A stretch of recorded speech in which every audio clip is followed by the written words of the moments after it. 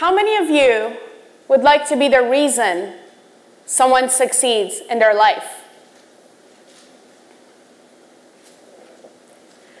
Today, I want to share a few stories with you that reveal an important truth about success and the key to how you can be the reason for the success of others.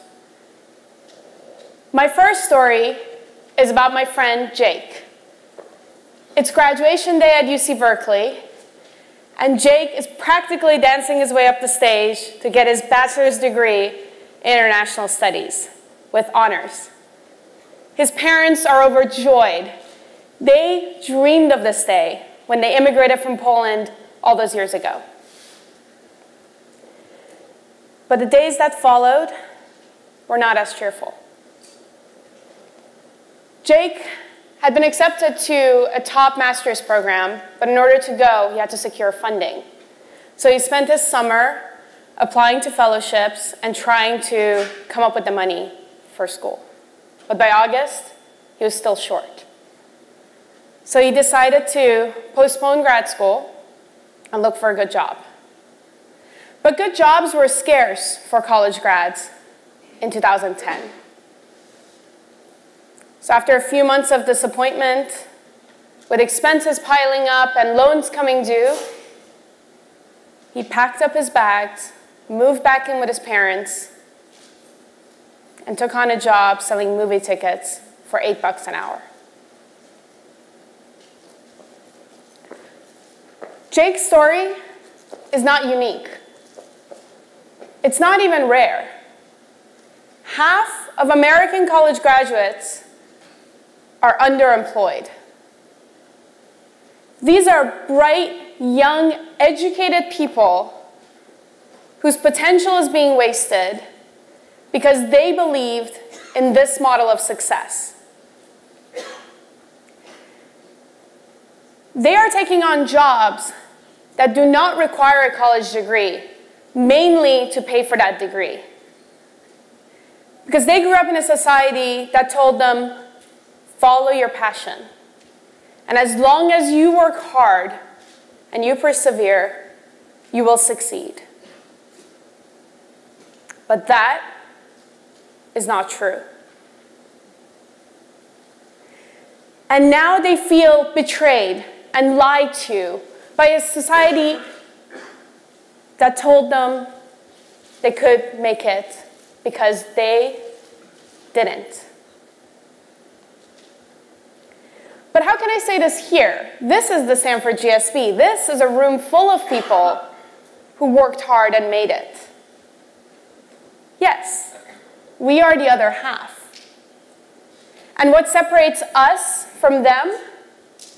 Is it just hard work and perseverance? No. I don't think so. There's something more to success than hard work and perseverance. Which brings me to my second story. My story. I started at UC Berkeley around the same time as Jake. And at this point, I had lived in the US for about 3 years. My parents wanted me to stay in New York, where I had family, or move back to Iran to live with them. But I had been accepted to Berkeley. And I know it's blasphemy to say this here, but I thought it was a great school, and I really wanted to go there. Young foolishness. But I had to figure it out on my own. I had to become financially independent and put myself through school if I were to do this. So I decided to go, and I had financial aid, and I thought I'd take a job, and it would be easy. But a few months in, I got a letter from the billing office. You owe the school $20,000 in out-of-state fee, and your financial aid does not cover it.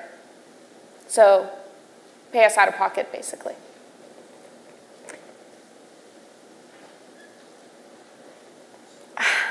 I felt confused at first, and then angry, and then helpless.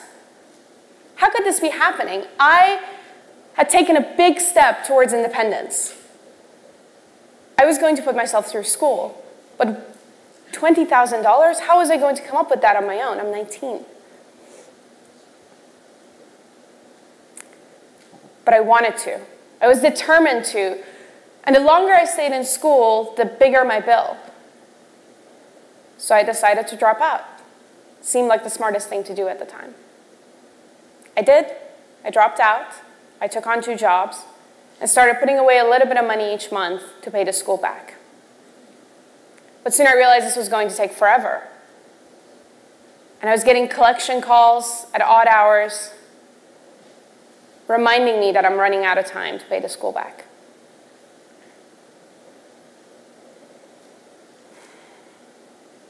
I didn't know what to do. There was a fight in me that I had to admit to myself first that I couldn't do this on my own. Then I realized I had to admit it to other people because I had to ask them for money. And neither of those things were things I wanted to do. But I had to if I wanted to be back in school. And soon I started having those conversations that I dreaded, and something amazing happened.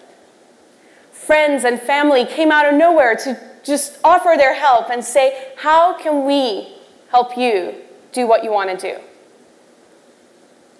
And it didn't take very long for them to connect me to an incredible organization, the Iranian Scholarship Foundation. They gave me a scholarship. They put me right back in school. And I finished in 3.5 years with my class on time. It felt incredible. And then once again, when I wanted to come to the GSB, they were there with the right advice, mentorship. And it was with their relentless support and my family's that I could be standing here talking to you today.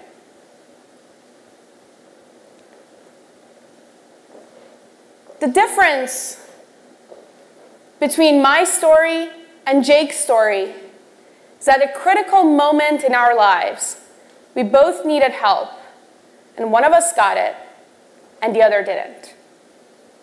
That's it. And in that lies an important truth about success. That it is about more than hard work and perseverance. That there is something missing here. And the missing thing is support. Now, support can come in many shapes and forms. It doesn't have to be just financial support. It could be mentorship, guidance. Just one critical conversation can change the course of someone's life. Now, many of us feel that we did it on our own. But I'm willing to bet if you look back, and if you look hard enough, you'll find those moments when you needed something, where you're looking for advice or an answer to a question, or just somebody tell you everything is going to be okay, and someone stepped up to help you. And that made a huge difference. What if, for millions of youth like Jake, no one ever steps up? What if someone does? Someone like you, or you, or you. Imagine all that potential realized because each one of us decided here today to be the reason for someone's success. And here are 3 ways in which you can do that. 1, we talk about support. So when you tell the stories of your successes, talk about the people who helped you get there. Talk about the times you asked for help and you got it, so others have the courage to do the same. 2, we drop the judgment. As hiring managers, entrepreneurs, and investors, when you come across someone like Jake and you see an ambitious young person hungry for more, smart, went to a good school, but maybe stumbled along the way a little bit, give them the benefit of the doubt. Maybe you can change their life with just one interview. Maybe you can give them the break they needed all along. And 3, become a support asset.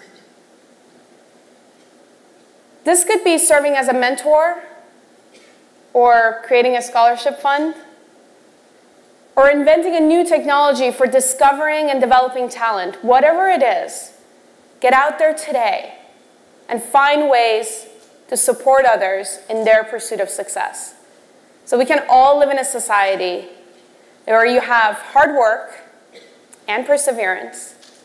You will get the support you need to succeed. Thank you.